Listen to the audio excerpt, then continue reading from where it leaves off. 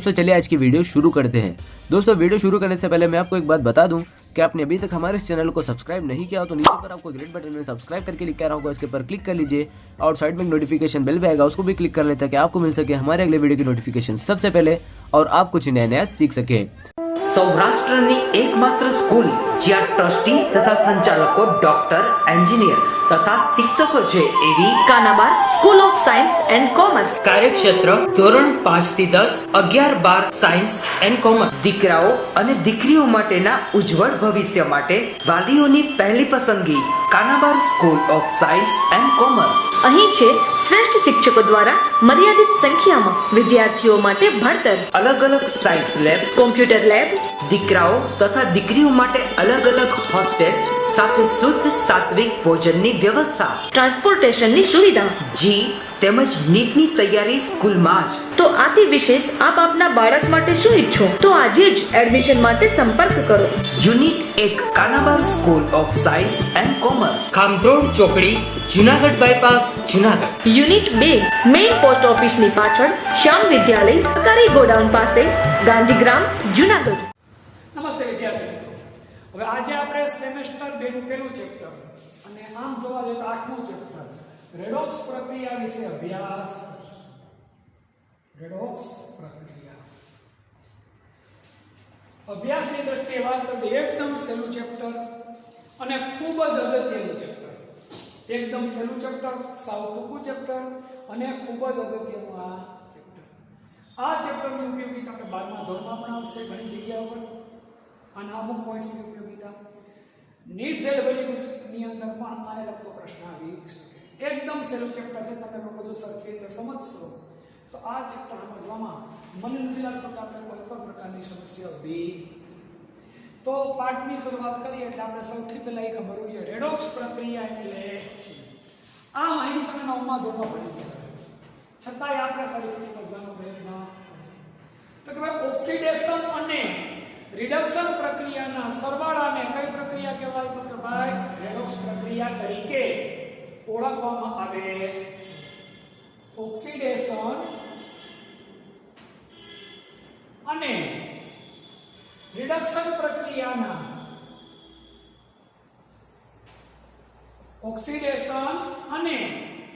Reduction પ્રક્રિયાના સરવાળાને કઈ પ્રક્રિયા કહેવાય તો કે રેડોક્સ પ્રક્રિયા તરીકે ઓળખવામાં આવે છે।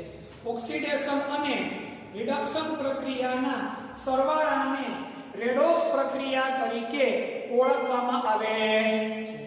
મગજમાં નવો પ્રશ્ન ઊભો થાય કે સાહેબ ઓક્સિડેશન પ્રક્રિયા એટલે શું અને રિડક્શન પ્રક્રિયા એટલે શું? આ નવો પ્રશ્ન આપણા મગજમાં ઊભો થાય। તો પહેલા આપણે સમજીએ ઓક્સિડેશન અને રિડક્શન। બહુ સહેલા પણ છે એ જોઈએ તો જે રાસાયણિક પ્રક્રિયા દરમિયાન ઓક્સિજન ઉમેરાય એવી રાસાયણિક પ્રક્રિયાને કઈ પ્રક્રિયા કહેવાય? ઓક્સિડેશન પ્રક્રિયા તરીકે ઓળખવામાં આવે છે। જે રાસાયણિક પ્રક્રિયા દરમિયાન ઓક્સિજન શું થાય? ઉમેરાય। શું થાય? ઉમેરાય। તેવી રાસાયણિક પ્રક્રિયાને કઈ પ્રક્રિયા કહેવાય? ઓક્સિડેશન પ્રક્રિયા તરીકે ઓળખવામાં આવે છે। જે રાસાયણિક પ્રક્રિયા દરમિયાન ઓક્સિજન ઉમેરાય એવી રાસાયણિક પ્રક્રિયાને ઓક્સિડેશન પ્રક્રિયા તરીકે ઓળખવામાં આવે છે। આથી સદંતર ઉલટી રિડક્શન પ્રક્રિયા। જે રાસાયણિક પ્રક્રિયા દરમિયાન ઓક્સિજન દૂર થાય એવી રાસાયણિક પ્રક્રિયાને કઈ પ્રક્રિયા કહેવાય? રિડક્શનની પ્રક્રિયા તરીકે ઓળખવામાં આવે છે। જે રાસાયણિક પ્રક્રિયા દરમિયાન ઓક્સિજન દૂર થાય તેવી રાસાયણિક પ્રક્રિયાને કઈ પ્રક્રિયા કહેવાય તો કે ભાઈ રિડક્શન પ્રક્રિયા તરીકે ઓળખવામાં આવે છે। બીજી વ્યાખ્યા, જે રાસાયણિક પ્રક્રિયા દરમિયાન હાઇડ્રોજન દૂર થાય એવી રાસાયણિક પ્રક્રિયાને કઈ પ્રક્રિયા કહેવાય? ઓક્સિડેશન પ્રક્રિયા કહે છે। જે રાસાયણિક પ્રક્રિયા દરમિયાન હાઇડ્રોજન દૂર થાય એવી રાસાયણિક પ્રક્રિયાને કઈ પ્રક્રિયા કહેવાય? ઓક્સિડેશન પ્રક્રિયા તરીકે ઓળખવામાં આવે છે. એથી ઉલટું, જે રાસાયણિક પ્રક્રિયા દરમિયાન હાઇડ્રોજન ઉમેરાય એવી રાસાયણિક પ્રક્રિયાને કઈ પ્રક્રિયા તરીકે ઓળખવામાં આવે? રિડક્શન પ્રક્રિયા તરીકે ઓળખવામાં આવે. જે રાસાયણિક પ્રક્રિયા દરમિયાન હાઇડ્રોજન ઉમેરાય એવી રાસાયણિક પ્રક્રિયાને કઈ પ્રક્રિયા કહેવાય? તો કે ભાઈ રિડક્શન પ્રક્રિયા તરીકે ઓળખવામાં આવે. ક્લિયર? ઉતરે છે મારી વાત મગજમાં આખી આખી? આ વ્યાખ્યાઓ તમે અગાઉ ભણી લેવાય છે. હવે જેમ જેમ આગળ તમે અભ્યાસ કરતા રસાયણિકની વ્યાખ્યાઓ વધતી જાય, વધુ લેટેસ્ટ વ્યાખ્યા તમને આની સમજાવું કહું તમને તો, જે રાસાયણિક પ્રક્રિયા દરમિયાન ઇલેક્ટ્રોન ગુમાવવાના થાય એવી પ્રક્રિયાને કઈ પ્રક્રિયા કહેવાય? ઓક્સિડેશનની પ્રક્રિયા. ઇલેક્ટ્રોન ગુમાવે તે પ્રક્રિયાને કઈ પ્રક્રિયા કહેવાય? ઓક્સિડેશનની પ્રક્રિયા. કઈ પ્રક્રિયા કહેવાય? ઓક્સિડેશનની પ્રક્રિયા. ઇલેક્ટ્રોન ગુમાવે તેવી પ્રક્રિયાને કઈ પ્રક્રિયા કહેવાય? ઓક્સિડેશનની પ્રક્રિયા. ઇલેક્ટ્રોન મેળવે તેને કઈ પ્રક્રિયા કહેવાય? રિડક્શન પ્રક્રિયા. કઈ પ્રક્રિયા કહેવાય? રિડક્શન પ્રક્રિયા. ચોથો પોઈન્ટ, જે આ પાઠનો સૌથી અગત્યનો ભાગ છે, એ મારે સમજાવવાનું તમને જે બાકી છે, ખાલી એનું નામ લખું છું, એ સમજાવી દઈશ તમને એટલે તમને બધું આવડી જશે. ઓક્સિડેશન આંકમાં વધારો થાય, શબ્દ આખો લખું, પહેલી વાર તમે લખો એટલા માટે. ઓક્સિડેશન આંકમાં વધારો થાય તેવી પ્રક્રિયાને કઈ પ્રક્રિયા કહેવાય? ઓક્સિડેશનની પ્રક્રિયા કહે છે. કેમાં? ઓક્સિડેશન આંકમાં શું થાય? વધારો થાય તેવી પ્રક્રિયાને કઈ પ્રક્રિયા કહેવાય? ઓક્સિડેશન પ્રક્રિયા કહે છે. ઓક્સિડેશન આંકમાં ઘટાડો થાય તેવી પ્રક્રિયાને કઈ પ્રક્રિયા કહે છે? રિડક્શન પ્રક્રિયા કહે છે. ઓક્સિડેશન આંકમાં ઘટાડો થાય તેવી પ્રક્રિયાને કઈ પ્રક્રિયા કહેવાય? રિડક્શન પ્રક્રિયા તરીકે ઓળખવામાં આવે છે. તો ઓક્સિડેશનની ચાર અગત્યની વ્યાખ્યા, ચાર અગત્યની કોની વ્યાખ્યા આપણે જોઈ તો કે ભાઈ રિડક્શનની. હવે 99% જગ્યા પર એવું હોય કે ઓક્સિડેશન અને રિડક્શન બંને પ્રક્રિયા ભેગી જ થાય. ઓક્સિડેશન અને રિડક્શન પ્રક્રિયા 99% જગ્યા પર કેવી થાય તો કે ભેગી જ થાય. ઓક્સિડેશન થાય કે રિડક્શન આપોઆપ થાય ને. અને બંનેનો સરવાળો થાય એટલે સમગ્ર પ્રક્રિયાને કઈ પ્રક્રિયા કહીએ આપણે? રેડોક્સ પ્રક્રિયા તરીકે ઓળખીએ છીએ. એક એક્ઝામ્પલ આપણે જોઈએ.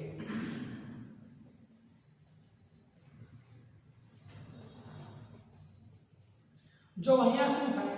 સોડિયમ ઇલેક્ટ્રોન નામ છે 2 8 1. કેટલા સોડિયમ છે? 2. ક્લોરીન 2 8 7 પોતાનો ઇલેક્ટ્રોન આપે. હવે જો સોડિયમ છે એ ઇલેક્ટ્રોન ગુમાવી, સોડિયમ ઇલેક્ટ્રોન ગુમાવીને શું બનાવે? NaCl. એટલે આ પ્રક્રિયાને કઈ પ્રક્રિયા કહેવાય? ઓક્સિડેશન અર્ધ પ્રક્રિયા. અડધી થાય એટલે હું લખો શબ્દ ઓક્સિડેશન પ્રક્રિયા છે પણ સમગ્ર પ્રક્રિયા કેવી થાય? અડધી. એટલે એનો શબ્દ કેવો વાપરો? ઓક્સિડેશન અર્ધ પ્રક્રિયા. અહીંયા ક્લોરીન છે એ ઇલેક્ટ્રોન મેળવી અને શું બનાવે? NaCl. મેળવે એટલે કઈ પ્રક્રિયા કહેવાય? રિડક્શન. પણ અડધો ભાગ છે એટલે શું લખશું આપણે? રિડક્શન અર્ધ પ્રક્રિયા. અને આ આખી સમગ્ર પ્રક્રિયા છે એને કઈ પ્રક્રિયા કહેવાય ભાઈ? રેડોક્સ પ્રક્રિયા. કઈ પ્રક્રિયા કહેવાય? રેડોક્સ પ્રક્રિયા તરીકે ઓળખવામાં આવે છે. ફરી એકવાર સોડિયમ ક્લોરાઇડ નું એક્ઝામ્પલ લઈએ આપણે લોકો. તો સોડિયમ પોતાનો ઇલેક્ટ્રોન ગુમાવે અને NaCl બનાવે. ગુમાવે ઇલેક્ટ્રોન ગુમાવે એટલે એ પ્રક્રિયાને કઈ કહેવાય? ઓક્સિડેશન. પણ ક્લોરીન ને આપણે ભેગો નથી લીધો એટલે આ પ્રક્રિયાને કઈ પ્રક્રિયા કહેવાય? ઓક્સિડેશન અર્ધ પ્રક્રિયા. સોડિયમે કોને ઇલેક્ટ્રોન દીધું આપણે ગમતા નથી અત્યારે. એટલે ક્લોરીન ઇલેક્ટ્રોન શું કરે મેળવીને NaCl બનાવે. તો એ પ્રક્રિયાને કઈ પ્રક્રિયા કહેવાય? રિડક્શન પ્રક્રિયામાં અડધી એટલે શું શબ્દ રાખ્યો આપણે? રિડક્શન અર્ધ પ્રક્રિયા. આ એક એક્ઝામ્પલ સેટ કર્યું આપણે. કોનું એક્ઝામ્પલ સેટ કર્યું? ઓક્સિડેશન પ્રક્રિયાનું, રિડક્શન પ્રક્રિયાનું ને બેયનો સરવાળો થયો એટલે કઈ પ્રક્રિયા થઈ ગઈ? રેડોક્સ પ્રક્રિયા થઈ. મોટા ભાગની પ્રક્રિયાઓ આ રીતની જ હોય છે. પ્રશ્ન ઊભો થાય શાળામાં H2 ક્યાં ઉમેરવાનો, આમાં સોરી H2 ક્યાં દૂર છે, O2 ક્યાં ઉમેરવાનો. આ બંને વ્યાખ્યા મર્યાદિત વ્યાખ્યા એટલા માટે ગણાણી કે ભાઈ આ બંને વ્યાખ્યા તો ઓક્સિજન હાઇડ્રોજન હોય એવા તત્વોને જ લાગુ પડતી, એવી પ્રક્રિયા લાગુ પડતી. પછી આ વ્યાખ્યા વધારે બતાવી નહીં, એના કરતાં વધુ લેટેસ્ટ વ્યાખ્યા કઈ કરી નહીં. મગજમાં પ્રશ્ન ઉઠે છે આ વ્યાખ્યામાં ને કે લાગે વળગે તો કે હા હું તમને આ મુદ્દો ભણાવીશ ઓક્સિડેશન આંકનો ઈ પૂરો થશે એટલે તમને આપોઆપ આ સમીકરણની અંદર આ વ્યાખ્યા પણ બેસાડતા આવડી જશે કે ભાઈ આના ઓક્સિડેશન આંકમાં વધારો થયો છે, અન્ય ઇલેક્ટ્રોન મેળવેલ ઓક્સિડેશન આંકમાં શું થયો? ઘટાડો થયો છે.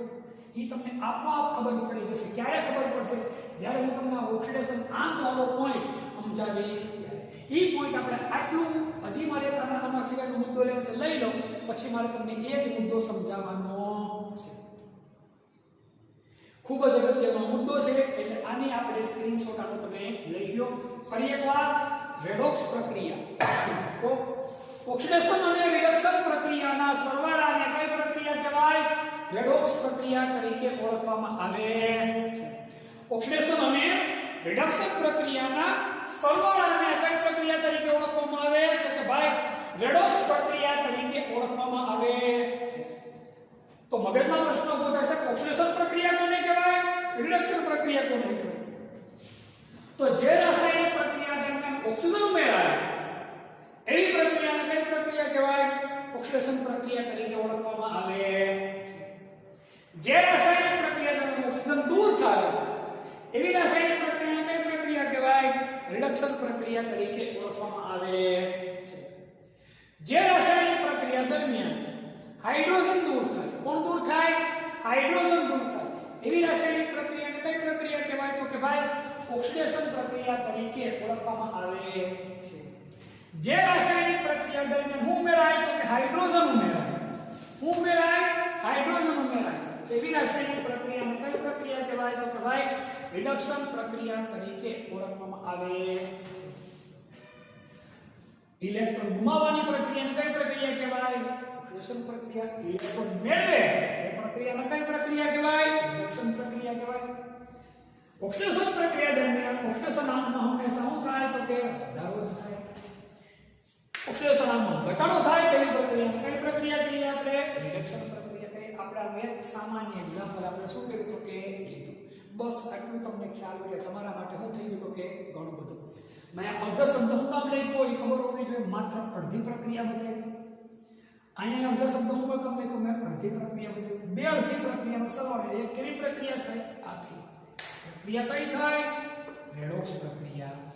આગળ આ ચેપ્ટરમાં આ બધા પોઈન્ટ તમારે ભણવાના થશે, કામના છે. અને એકદમ કેવા પોઈન્ટ છે તો કે ભાઈ સહેલા, બહુ અગત્યનો પોઈન્ટ છે. બહુ શાંતિથી સમજી લ્યો. જો આને સ્ક્રીનશોટ તમે આનો લઈ લો.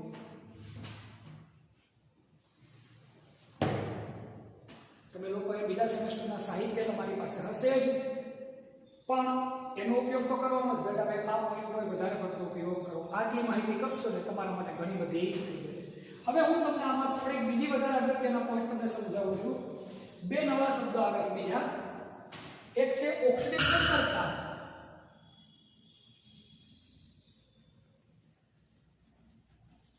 અને બીજો શબ્દ છે રિડક્શન કરતા. આ બે શબ્દ સમજવાના છે આપણે. ઈ ક્લિયર થઈ જાય એટલે ઓક્સિડેશન આંકનો પોઈન્ટ આપણે ભણવાનો. બે નવા શબ્દ આપણે ભણવાના છે, ઓક્સિડેશન કરતા અને રિડક્શન કરતા. કોણ? તો કે ભાઈ ઓક્સિડેશન કરતા અને રિડક્શન કરતા. આ બે શબ્દો આપણે સમજવાના છે. એક ઓક્સિડેશન કરતા અને બીજો કે શબ્દ તો કે ભાઈ રિડક્શન કરતા. આ બે શબ્દો આપણે સમજવાના છે. તો રસાયણ વિજ્ઞાનમાં ઘણી બધી બાબતોમાં નામ પ્રમાણે કામ મેં તમને કીધેલું છે. કોના પ્રમાણે છે કે ભાઈ નામ પ્રમાણે કામ. અહીંયા એ જ વસ્તુ આપણે બનશે. શબ્દ છે રિડક્શન કરતા, એટલે હું છો રિડક્શન કરનાર. કોનું? તો કે બીજાનું. પોતાનું કરે એને રિડક્શન કરતા ના કહેવાય. બીજાનું કરે પાલન કરતા કોને કહેવાય? બીજાનું પાલન કરે એને પાલન કરતા કહેવાય. એમ અહીંયા બીજાનું રિડક્શન કરે અને બીજાનું રિડક્શન એટલે પોતાનું આપોઆપ થઈ જાય ઓક્સિડેશન, અને પોતાનું ઓક્સિડેશન કરે તેને શું કહેવાય? રિડક્શન કરતા. શબ્દ ખાસ સમજો. બીજાનું શું કરે? રિડક્શન. અને પોતાનું શું કરે? ઓક્સિડેશન. તેને શું કહેવાય? રિડક્શન. બીજાનું શું કરે? રિડક્શન. પોતાનું શું કરે? ઓક્સિડેશન. એને શું કહેવાય? રિડક્શન કરતા. યાદ રાખજો, આ પોઈન્ટમાં સારા વિદ્યાર્થીઓ માર ખાઈ જાય છે સમજવામાં. અત્યારે તમને યાદ રહી જાય, પછી તમે રિડક્શન કરતા પૂછ્યું તમે એમાં બીજી માહિતી જ લખી નાખો, અને ઓક્સિડેશન કરતા પૂછ્યું તમે બીજી જ માહિતી લખી નાખો. આમાં ભૂલ થાય નહીં. ઓક્સિડેશન કરતા બીજાનું શું કરે? તો કે ભાઈ ઓક્સિડેશન કરે, અને પોતાનું શું કરે? રિડક્શન કરે. તેને શું કહેવાય? ઓક્સિડેશન કરતા. શું કહેવાય? ઓક્સિડેશન કરતા. સમજો, પરીક્ષામાં તમને અમે પૂછીએ સમજાવો રિડક્શન કરતા, તો તમારે શું કરવા પોઈન્ટ લખાય? બીજાનું રિડક્શન કરે અને પોતાનું ઓક્સિડેશન કરે તેને શું કહેવાય? રિડક્શન કરતા. તેમાં O2 ઉમેરાય, H2 દૂર થાય. રિડક્શન કરતા હોય ઇલેક્ટ્રોન ગુમાવે. રિડક્શન કરતાના ઓક્સિડેશનમાં શું થાય? વધારો થાય. કારણ કે પોતાનું ઓક્સિડેશન કરે એટલા માટે આ ચારે મુદ્દામાં આવી. અહીંયા ઓક્સિડેશન કરતા પૂછાય તો બીજાનું શું કરે? ઓક્સિડેશન. અને પોતાનું શું કરે? તો કે ભાઈ રિડક્શન કરે. તેને શું કહેવાય? ઓક્સિડેશન કરતા તરીકે ઓળખવામાં આવે છે. એમાં શું થાય? ઓક્સિજન દૂર થાય, હાઇડ્રોજન ઉમેરાય, ઇલેક્ટ્રોન મેળવે. ઓક્સિડેશન આંકમાં શું થાય? ઘટાડો થાય. શું થાય?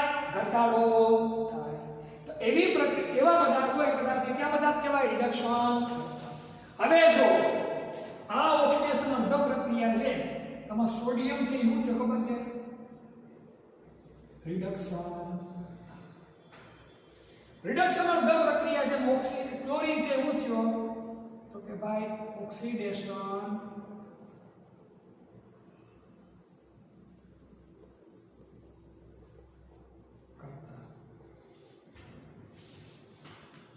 રિડક્શન અર્ધ પ્રક્રિયા શું કહેવાય? ઓક્સિડેશન કરતા. ઓક્સિડેશન અર્ધ પ્રક્રિયા શું કહેવાય? તો કે રિડક્શન કરતા. શબ્દ જો આટલો મગજમાં ઉતરી જાય તમને તો રિડક્શન કરતાની માહિતી પૂછાય તો ખાલી વ્યાખ્યા, પછી બધા મુદ્દા પણ લખી નાખવાના આપણે. ઓક્સિડેશન. ઓક્સિડેશન કરતા પૂછાય કે વ્યાખ્યા એટલે યાદ રાખવાની. નામ પ્રમાણે બીજાનું ઓક્સિડેશન કરે. બીજાનું ઓક્સિડેશન કરે તો પોતાનું આપોઆપ થઈ જાય રિડક્શન. વ્યાખ્યા આપણે આપી ગઈ એટલે પછી આ ચાર અગત્યના મુદ્દા. સમીકરણ બનાવતા આપણે આવડે. ઓક્સિડેશન અર્ધ પ્રક્રિયાનું સમીકરણ બનાવ્યું એ કોના માટેનું કહેવાય? રિડક્શન કરતા માટેનું કહેવાય.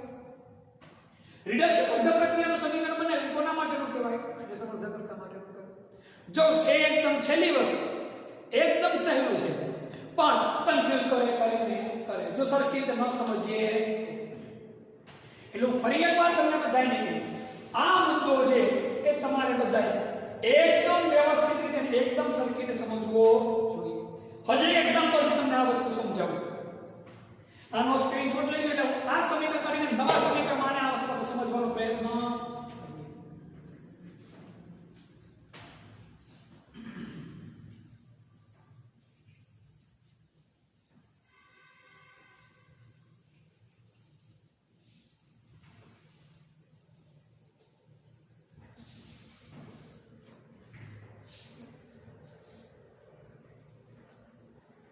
સોડિયમ અને સલ્ફર વચ્ચે પ્રક્રિયા કરાવો એટલે સોડિયમ સલ્ફાઇડ બને. ઓક્સિડેશનમાં 2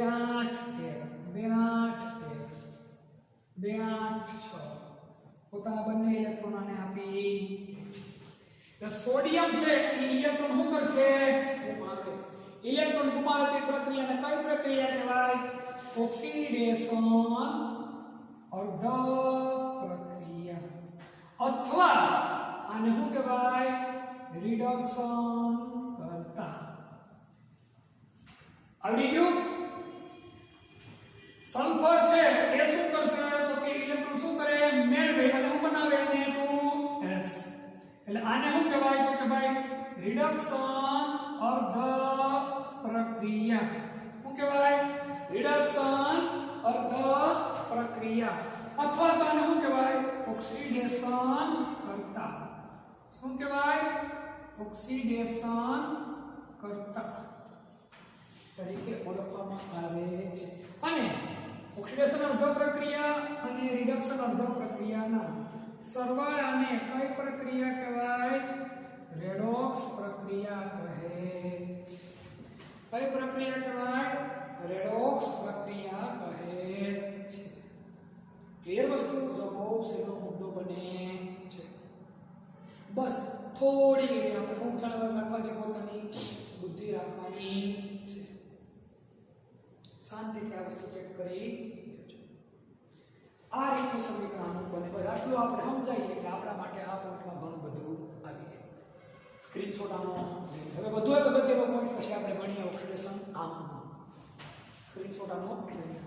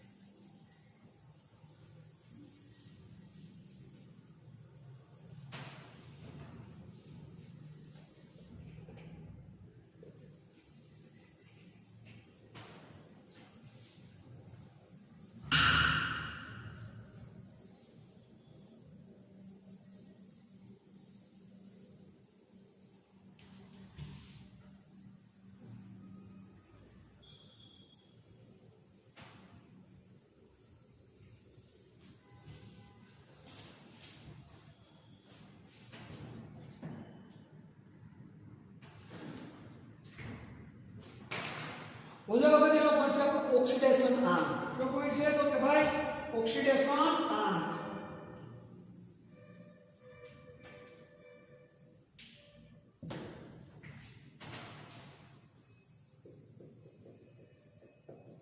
ઓક્સિડેશન આંક અને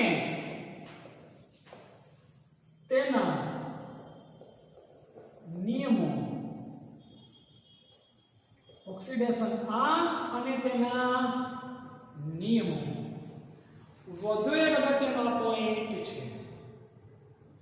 સ્પેસિફિક વ્યાખ્યા તો બનતી નથી ઓક્સિડેશન આંકની, પણ એની નજદીકની એક વ્યાખ્યા આપણે પોતાની રીતે બનાવી નાખીએ કે કોઈ પણ તત્વ જેટલા ઇલેક્ટ્રોન ગુમાવે કે કેટલા ઇલેક્ટ્રોન મેળવીને જે વીજભાર ધરાવે તે વીજભારને શું કહેવાય? તે તત્વનો ઓક્સિડેશન આંક તરીકે ઓળખવામાં આવે છે.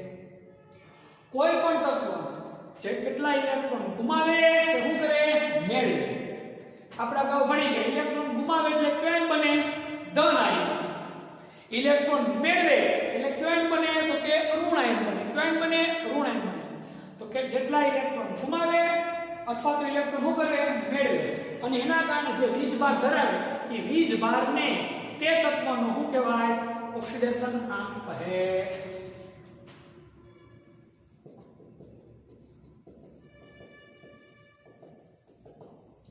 તો ઓક્સિડેશન આંકની વ્યાખ્યા. કોઈ પણ તત્વ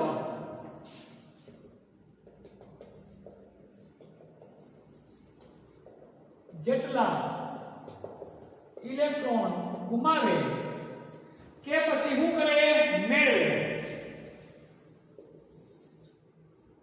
ગુમાવી કે મેળવીને જે વીજભાર ધરાવે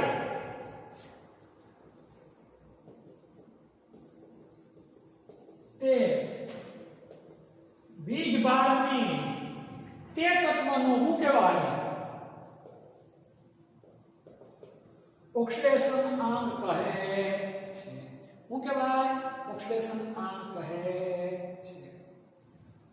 બહુ સહેલી અને ટૂંકમાં આપણે વ્યાખ્યા બનાવવાનો પ્રયત્ન કર્યો.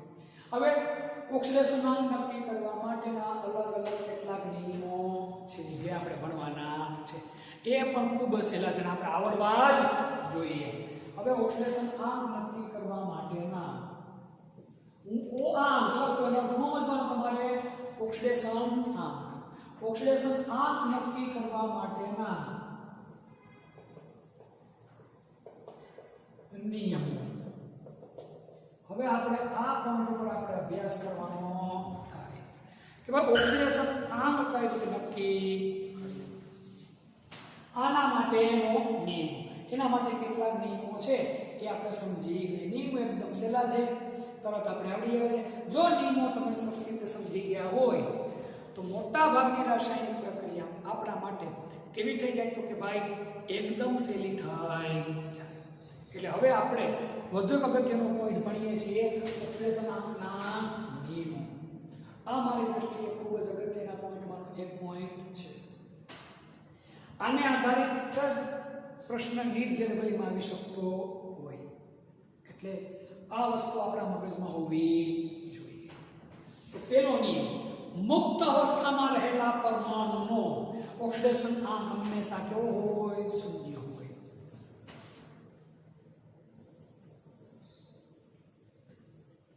મુક્ત અવસ્થામાં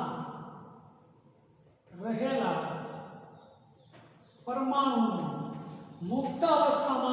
પરમાણુનો ઓક્સિડેશન આંક હંમેશા કેવો હોય તો કે શૂન્ય હોય છે.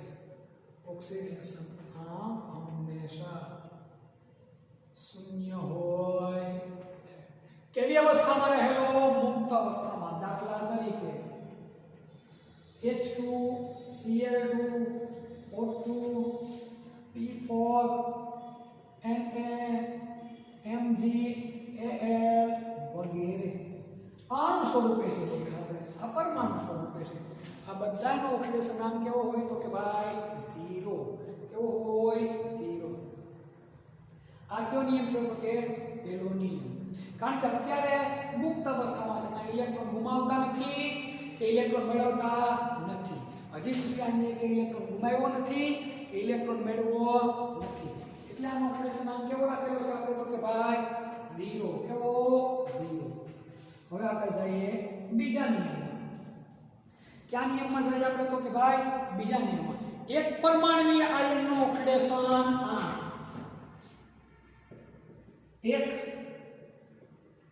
પરમાણ્વીય આયનનો ઓક્સિડેશન આંક, એક પરમાણ્વીય આયનનો ઓક્સિડેશન આંક તેના પર રહેલા વીજભાર જેટલો હોય છે. તેના પર રહેલા વીજભાર જેટલો હોય.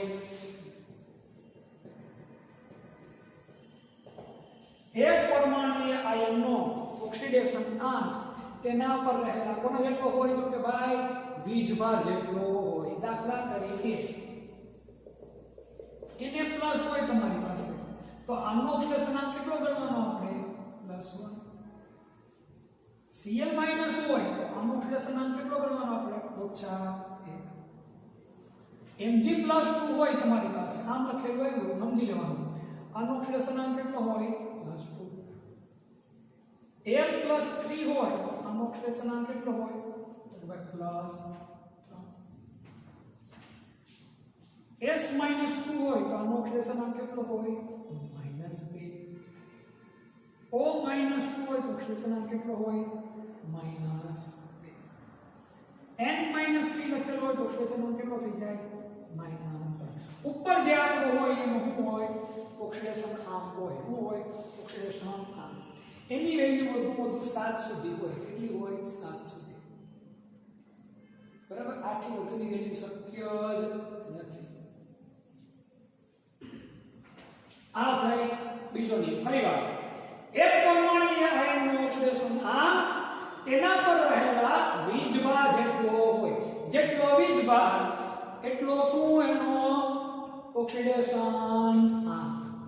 જેટલો વીજભાર એટલો જ શું એનો ઓક્સિડેશન આંક. શું ઓક્સિડેશન આંક. એક પરમાણુય આયનનો ઓક્સિડેશન આંક તેના ઉપર રહેલા વીજભાર જેટલો હોય. આના ઉપરથી એક વસ્તુ યાદ રાખવા જેવી બાબત એ આવે, આલ્કલી ધાતુ. આલ્કલી ધાતુ એટલે કોણ? તો કે સમૂહ એકના તત્વો, જે આપણે આ સેમેસ્ટરમાં ભણશું. અગાઉની માહિતી મળેલ છે. સમૂહ એકના તત્વોનો ઓક્સિડેશન આંક હંમેશા +1 જ હોય. એને હોય કે હોય એનું ઓક્સિડેશન આંક હંમેશા કેવો હોય? +1 હોય. લિથિયમ હોય કેટલો હોય? +1. પછી આલ્કાઇન અર્ધ ધાતુ તત્વો, આલ્કલાઇન અર્ધ ધાતુ તત્વો એટલે ક્યાં? સમૂહ 2 ના તત્વો.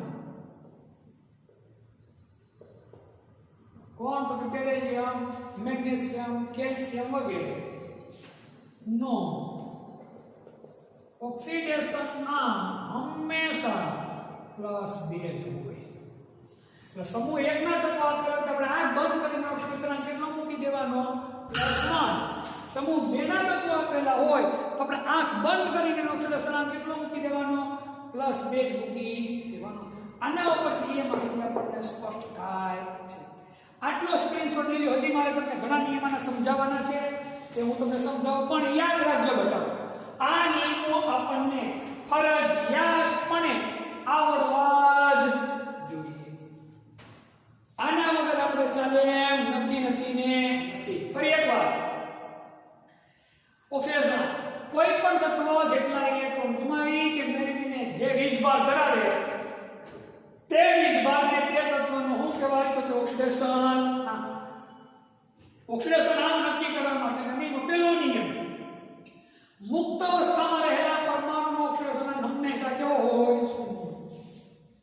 પરમાણુ અણુ હોય કે સંયોજન હોય ને એનો પણ ઓક્સિડેશન આંક 0 જ હોય મુક્ત અવસ્થામાં હોય તો. એક પરમાણુય આયનનો ઓક્સિડેશન આંક તેના પર રહેલા વીજભાર જેટલો હોય. એને +1 નો Cl- નો -1 +2 છે લાઈન 2 મૂકી દે, +3 છે 3 મૂકા, -3 છે તો -3 મૂકા, -2 છે તો -2 મૂકા, -2 તો -2. માઈનસ નો અર્થ એટલા ઇલેક્ટ્રોન મેળવે અને પ્લસ નો અર્થ એટલા ઇલેક્ટ્રોન શું કરે? ગુમાવે. તો આલ્કલી ધાતુની વાત કરીએ એનું ઓક્સિડેશન આંક હંમેશા કેટલું હોય? +1. આલ્કલી ધાતુ એટલે ક્યાં તત્વો? તો કે સમૂહ 1 ના તત્વો. આવર્ત કોષ્ટકમાં જે પેલી ઊભી લાઈનના તત્વો એને આલ્કલી ધાતુ તત્વો કહેવાય. આલ્કાઇન અર્ધ ધાતુ તત્વોનું ઓક્સિડેશન આંક હંમેશા કેટલું હોય? +2 હોય. આલ્કાઇન અર્ધ ધાતુ તત્વો એટલે ક્યાં? તો કે આવર્ત કોષ્ટકમાં ઊભી બીજી લીટીના એનું ઓક્સિડેશન આંક હંમેશા કેટલું હોય? તો કે +2. આટલી વસ્તુ તમે મગજમાં. આ બે નિયમ થયા. હવે ત્રીજો નિયમ આગળ આપણે ભણીએ. આનો તમે પહેલા શું લઈ લો કે ભાઈ સ્ક્રીનશોટ વ્યવસ્થિત રીતે તમે લોકોનો લઈ નાખો.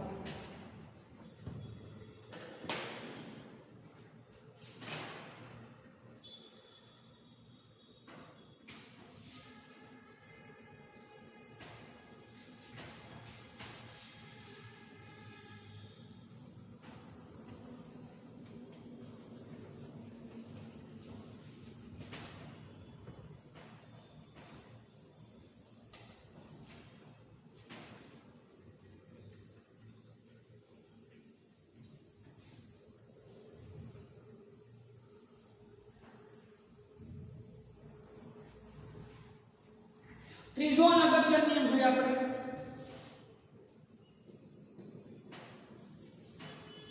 ઓક્સિડેશન આંક મોટા ભાગના સંયોજનોમાં કેટલો હોય? તો કે -2 હોય છે. મોટા ભાગના સંયોજનોમાં જો શબ્દ મેં હું લખ્યો મોટા ભાગના, દરેક નથી લખ્યો, યાદ રાખજો. મોટા ભાગના સંયોજનોમાં ઓક્સિજનનો ઓક્સિડેશનમાં -2 હોય છે. દાખલા તરીકે H2O, H2SO4, બરાબર. આવા તો અનેક ઉદાહરણો તમે લખી શકો વગેરે. હવે મોટા ભાગના આમાં અપવાદ આવે. હવે હું આવે અપવાદ એટલે હું થોડો ઘણો ફેરફાર. હવે આમાં આવશે અપવાદ. 3 અપવાદ છે, 3 અપવાદ છે, 3 અપવાદ છે. પહેલો અપવાદ પેરોક્સાઇડ સંયોજનોમાં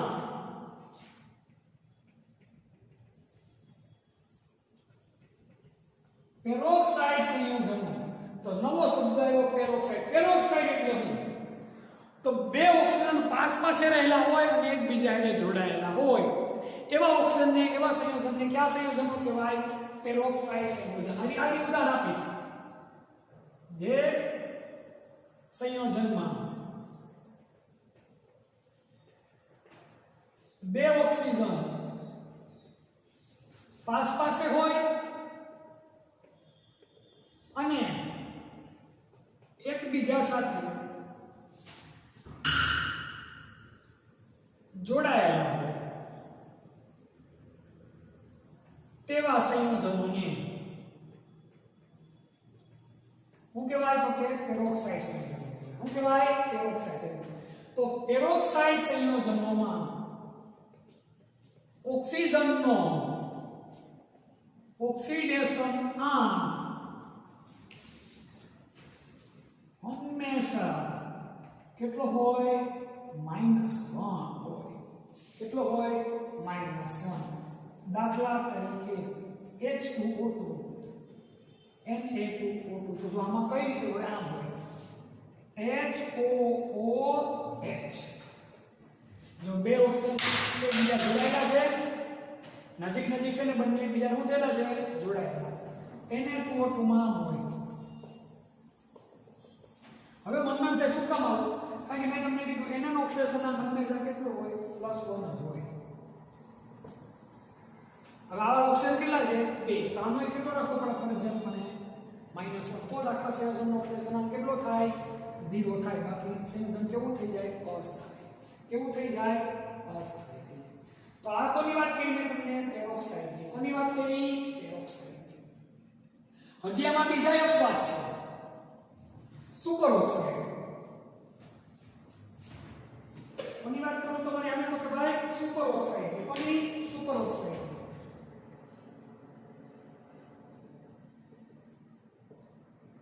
સુપર ઓક્સાઇડમાં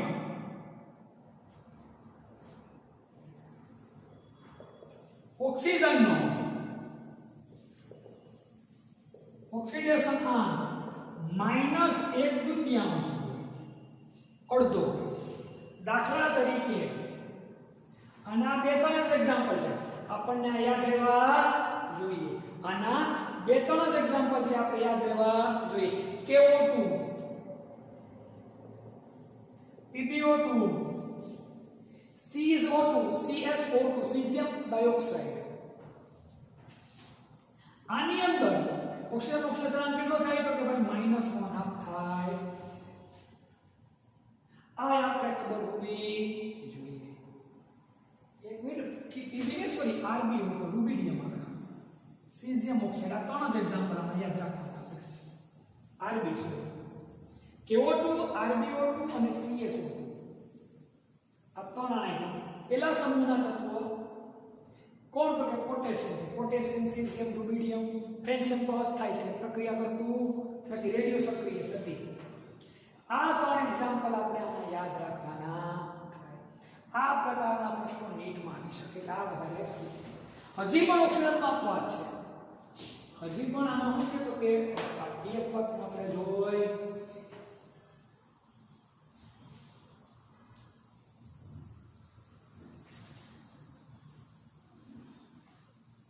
ઓક્સિજન જ્યારે ફ્લોરિન સાથે પ્રક્રિયા કરે, શબ્દ ખાસ યાદ રાખજો. ઓક્સિજન જ્યારે કોની સાથે પ્રક્રિયા કરે? ફ્લોરિન સાથે પ્રક્રિયા કરે. ઓક્સિજન જ્યારે ફ્લોરિન સાથે પ્રક્રિયા કરે ત્યારે તેનો ઓક્સિડેશન ધન એટલે કે પ્લસ બને.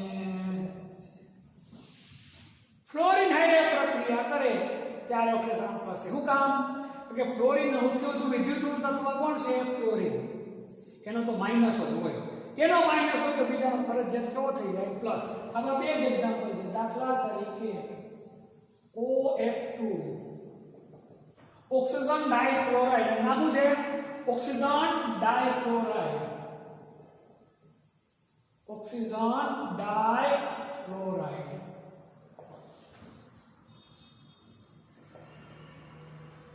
ઓક્સિજનનો ઓક્સિડેશન આમ +2 થાય.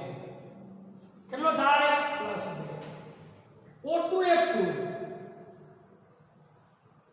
ડાઇઓક્સિજન ડાઇફ્લોરાઇડ માં ઓક્સિજન ઓક્સિડેશન કેટલો થાય? +1 થાય. કેટલો થાય? +1. તો આ ઓક્સિજનના અને નાપવા દો. ખાસ યાદ રાખવાનું છે, મોસ્ટ અગત્યની વસ્તુ આ. મોટા ભાગના સંયોજનોમાં ઓક્સિજનનો ઓક્સિડેશન કેટલો હોય?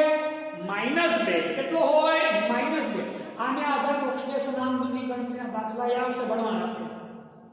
દાખલા તરીકે H2O H2SO વગેરે. હવે આમ આપવા પેરોક્સાઇડ સંયોજનનો ઓક્સિડેશન કેટલો હોય? તો કે ભાઈ -1. તો મગજમાં પ્રશ્ન ઉભો થાય, પેરોક્સાઇડ સંયોજન કોને કહેવાય? જે સંયોજનમાં બે ઓક્સિજન પાસે હોય અને એકબીજા સાથે શું થયા હોય? જોડાયેલા હોય. તેવા સંયોજનોને કયા સંયોજનો કહેવાય? પેરોક્સાઇડ. Example H2O2 Na2O2. પછી સુપર ઓક્સાઇડનો ઓક્સિડેશન કેટલો હોય? તો કે ભાઈ -1. સુપર ઓક્સાઇડના ત્રણ ઉદાહરણ છે, યાદ રાખજો. KO2 RbO2 CSO2. આમ ઓક્સિજનનું પ્રમાણ અતિ વધારે રહે એટલે એને શું કહેવાય? Super oxide. પછી ઓક્સિજન જ્યારે યાદ રાખો માત્ર કોની સાથે પ્રક્રિયા કરે? ફ્લોરિન. ઓક્સિજન જ્યારે ફ્લોરિન સાથે પ્રક્રિયા કરે ત્યારે ઓક્સિડેશન કેવો બને? ધન. એમાં બે સંયોજનો છે. કેટલા? બે. એક OF2 ઓક્સિજન ડાઇફ્લોરાઇડ. એમાં ઓક્સિજન ઓક્સિડેશન કેટલો થાય? +2. આનો -1 એટલે 2 એટલે -2 આનો +2 આખાનો શું થઈ જાય? 0. કારણ કે ઉપર કાંઈ નથી. O2F2 ડાઇઓક્સિજન ડાઇફ્લોરાઇડમાં ઓક્સિજનનો ઓક્સિડેશન કેટલો થાય? +1. કેટલો થાય? +1 થાય. ઉતરે છે મગજમાં. આ મોસ્ટ અગત્યના પોઈન્ટમાં મેં છે. સ્ક્રીનશોટ લઈ લો. પછી હજી નિયમ છે આમાં થોડા ગયા છે આપણે જોઈ અને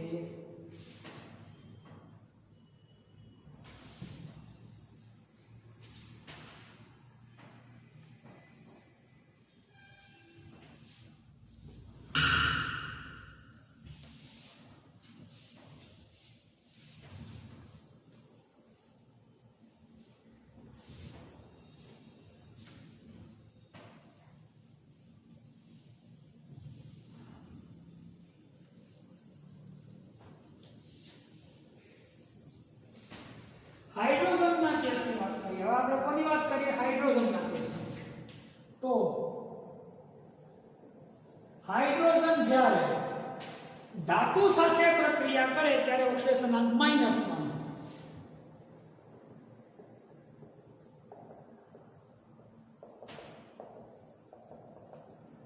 ત્યારે ઓક્સિડેશન અંક -1 બને છે. અને હાઇડ્રોજન જ્યારે અધાતુ સાથે પ્રક્રિયા કરે ત્યારે ઓક્સિડેશન અંક કેટલો બને? +1 બને. બીજી ભાષામાં વાત કરું તો હાઇડ્રોજન જ્યારે તેનાથી વધુ સક્રિય સાથે પ્રક્રિયા કરે ત્યારે -1 અને ઓછા સક્રિય સાથે પ્રક્રિયા કરે ત્યારે કેવો બને? +1. કેવો બને? +1 બને છે. દાખલા તરીકે NaH આમાં હાઇડ્રોજનનો કેટલો થઈ ગયો? -1. HCl આમાં કેટલો થઈ ગયો? +1. સક્રિયતાના આધારે પણ તમે કરી શકો અને ધાતુ અને અધાતુના આધારે પણ તમે કરી શકો છો. તમને બધે બધો આઈડિયા મળી જાય. આ થઈ કોની વાત? તો કે ભાઈ હાઇડ્રોજન. હવે બધો અગત્યનો પોઈન્ટ છે આપણે હેલોજન. કોની વાત કરીએ? હેલોજનની. હેલોજન એટલે એક સમૂહ. એક સમૂહ એટલે કેટલામો સમૂહ? 17મો સમૂહ. હેલોજનનો ઓક્સિડેશનાંક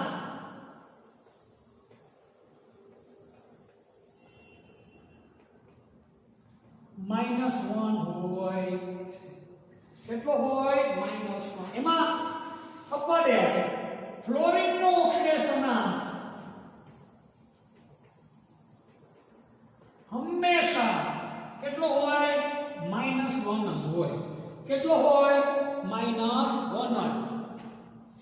એના સિવાયના ક્લોરીન, બ્રોમિન, આયોડીન જ્યારે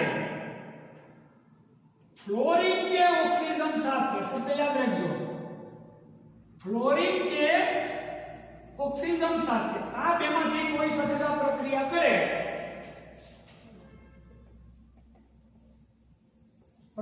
કરે, તો ઓક્સિડેશનના પ્લસ એટલે કે ધન બને છે. બાકી હંમેશા -1 જ હોય. દાખલા તરીકે Cl2O2 બરાબર છે. ClO, Cl2O4, Cl2O6 આવા ઘણા બધા સંયોજનો બની શકે. આવા સંયોજનો હોય એટલે આનો ઓક્સિડેશનાંક કેવો થઈ જાય? તો કે પ્લસ. તમારે એટલું જ યાદ રાખવાનું, આની હારે ઓક્સિજન કે ફ્લોરિન જોડાયેલું હોય તો આનો ઓક્સિડેશનાંક પ્લસ. બાકી હંમેશા કેટલો હોય? તો કે -1 જ. કેટલો હોય? -1 જ. કેટલો હોય? -1 જ. આ ખાસ યાદ રાખવાનું છે આપણે. હવે એથી આપણે આગળ આપણે જોઈએ તો તટસ્થ સંયોજનોનો ઓક્સિડેશનાંક કેટલો હોય? તો કે 0. તટસ્થ સંયોજનોનો ઓક્સિડેશનાંક કેટલો હોય? તો કે 0 હોય. દાખલા તરીકે NaCl બરાબર 0. ગમે એવું સંયોજન હોય, ઉપર કાંઈ ન હોય એટલે ઓક્સિડેશનનો ટોટલ કેટલો થાય? 0. તટસ્થ સંયોજનના ઓક્સિડેશન આંકનો આંક શબ્દ લખાય, સરવાળો 0 હોય છે. દાખલા તરીકે NaCl બરાબર 0, H2SO4 બરાબર 0. આ બધાનો જે હોય તે, પણ ટોટલ સરવાળો કરશો એટલે તમારે શું થઈ જાય? તો કે ભાઈ 0. શું થઈ જાય? 0. આ યાદ રાખો, કારણ કે ઉપર કાંઈ માહિતી આપેલી નથી. વીજભર ધરાવતા સંયોજનો, છેલ્લો પોઈન્ટ આનો અહીંયા લખું છું. વીજભાર ધરાવતા સંયોજનોનો ઓક્સિડેશન આંક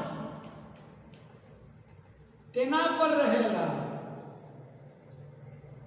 વીજભાર જેટલો હોય છે. દાખલા તરીકે CO3 -2 હોય તો તેથી CO3 બરાબર -2.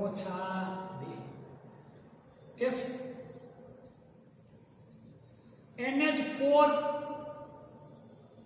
+1 હોય તો NH4 બરાબર +1. SO4 -2 હોય તો SO4 બરાબર -2. જોઈ લો, સ્ક્રીનશોટ લઈ લો. વધુ આના વિશેની સમજ, આના આધારે થોડા એક્ઝામ્પલ અને ફરી પાછું રિવિઝન આપણે થોડું ઘણું નેક્સ્ટ લેક્ચરમાં કરશું. આજે આપણે અહીંયા આ પોઈન્ટને અટકાવી